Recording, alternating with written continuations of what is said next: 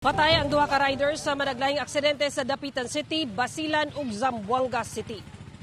Mayong pagkapasok ni ining motor sa tubangan nga bahin sa usa ka bus sa National Road, Barangay San Pedro, Dapitan City, Basilan niadtong Huwebes. Patay ang 33 anyos nga babaeng rider gumikan sa grabeng impact sa bangga.